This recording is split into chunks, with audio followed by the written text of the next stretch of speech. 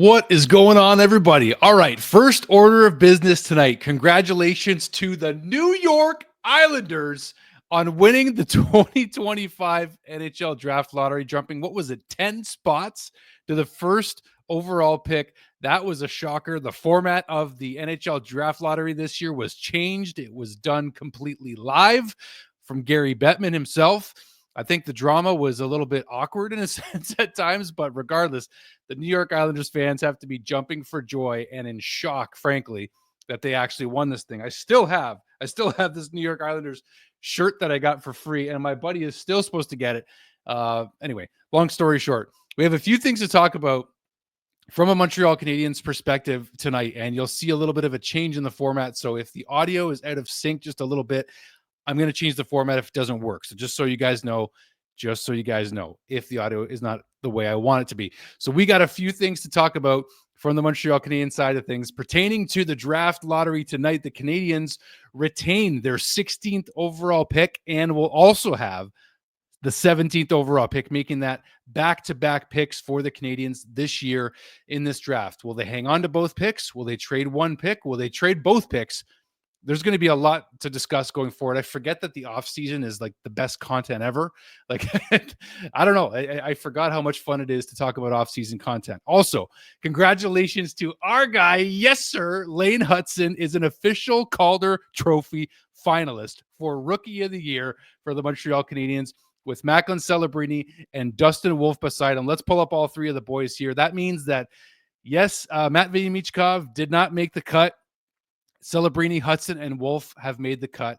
That is good news for the Canadiens and their fans. And for Lane Hutson, that's pretty exciting. His old teammate from Boston College, Macklin Celebrini, in there as well. And then today we're going to also talk about, and this is going to be a confined video, but we're going to talk about a lot in a short time here. The algorithm is teaching me to get to the point, hurry up, and get the content in. So Kent Hughes, Jeff Gorton did their end of season press conference today.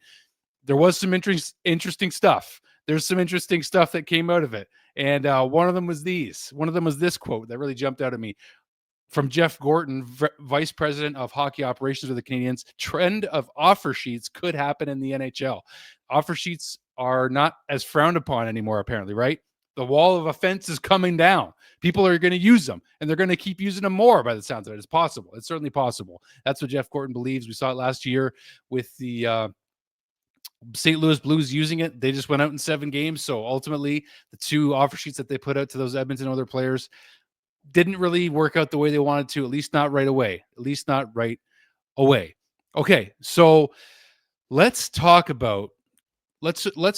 talk about specifically here, starting with the 16th and 17th pick for the Canadiens in this year's draft, because I think it's pretty simple, right? We're going to have a lot of time to talk about these picks and what the Canadiens are going to ultimately do with them. You heard from Jeff Hughes. This is going to be confusing.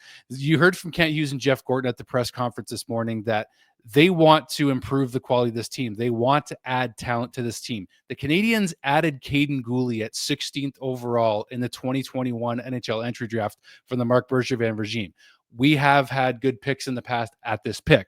Now, I do believe that the Canadiens are going to trade for sure at least one of these picks to try to acquire a more forward top 6 talent. They were grilled on the subject of the second line center hole. That is a big hole for the Canadiens right now. And I'm going to tell you this. I'm going to be releasing a clip from the full episode that Shane Gaumont and I just did, talking about if it's possible via free agency, who could the Canadiens acquire to fill that second center role before Michael Hage gets here? Because by the sounds of it, really, how are the Canadiens going to address this need if they believe down the road in the next 2 to 3 years, Michael Hage could come in and be that second line center of the future long-term for the Canadiens? So that means they're going to be looking probably at a 2 to 4 year offer if it's going to be a free agent. But if it's not going to be a free agent that they're going to acquire to fill the second center hole, they're going to do it via trade, which we haven't talked about yet between Shane Gaumont and myself, but we will. That's coming next on our next episode. So stay tuned for that. And, this press conference today did reveal some interesting stuff, and it also talked about Patrik Laine. A lot of questions about Patrik Laine's 5-on-5 play in the playoffs. You know, just the fact that he's not that inspiring of a skater. He's not that fast, right? And the 5-on-5 play was concerning at times, but we heard some quotes here. It wasn't always pretty. Thank you for Marco D'Amico. It wasn't always pretty at 5-on-5, but Hughes highlighted that Laine scored crucial goals and showed a willingness to improve. Also, a quote here: "We want to add talent to this team." I mentioned that already from Kent Hughes. "Without Patrick Laine, we don't make the playoffs," Kent Hughes said, who added that he was impressed the number 92's willingness to learn during his discussions with him despite his great offensive talent. So Patrick Laine knows there's still room for improvement. That's a good sign that he at least acknowledges that. We hope he comes in fully healthy next season and not only puts up goals on the power play, but puts up goals 5-on-5. That's what we want to see from him. That's what we want to see, right? So going back to, this is a great sense of humor, by the way, that Jeff Gorton had at this press conference. Obviously still not being very well versed in French still, Mr. Gorton, but he had some interesting stuff to say. And I actually want to talk about this quote about Kirby Dach because the jury's pretty well out on Kirby Dach being the second line center of the future for the Canadiens, right? But there is a spot on the Canadiens roster for Kirby Dach, according to Jeff Gorton. It's up to Kirby Dach where that is. That's what he said. So that means that we could see him on the wing this coming season, right? We have to see Kirby Dach, first of all, healthy. He only played less than 60 games the last 2 seasons with the Montreal Canadiens. So that's not good. And we are praying and hoping for good health for Kirby. But where will he end up? I think, a winger on the second line is not impossible.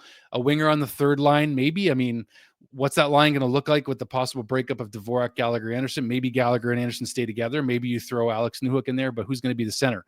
A lot of us think Alex Newhook's a winger. So that being said, Kirby Dach, where does he fit in? Well, he'll be the one to decide that, but he's got to be healthy and he's got to stay healthy. So I still think it's possible we see him on the second line just as a winger. I think that's a good possibility for him. It could be third line.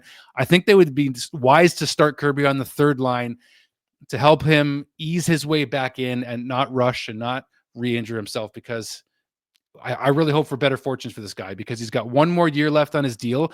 And to me, what Jeff Gorton says, that it's a very important year for Kirby Dach. To me, he said this in an underlying way. I don't know that he meant this, but what I took from it was, this is a big year for Kirby Dach to prove that he still belongs on the Montreal Canadiens, because he's only got 1 year left on his deal, and he needs to give them a reason to want to stay in Montreal for them to re-sign him again. So number one, health for Kirby Dach. That's what you want to see. This offer sheets quote was pretty interesting from Jeff Gorton, because this means that if Montreal really truly identifies a second line center or even a winger in the top 6, they want to address the top 6 and make it better, they may go ahead and do the offer sheet route or trade or free agency. They've got multiple options here. The draft, this draft, and using those 16th and 17th overall picks could help acquire that player.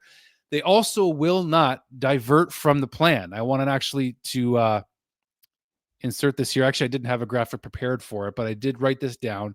And that was that the game plan does not change for the remainder of the rebuild for the Montreal Canadiens, despite the fact that the Canadiens made the playoffs. That does not change the overall plan for how they want to build this team, which means they're not going to rush it along just because the Canadiens made the playoffs this year. They barely got in, and a lot of things worked out in their favor for them to get in. So you cannot just rush out there and try to get a second line center.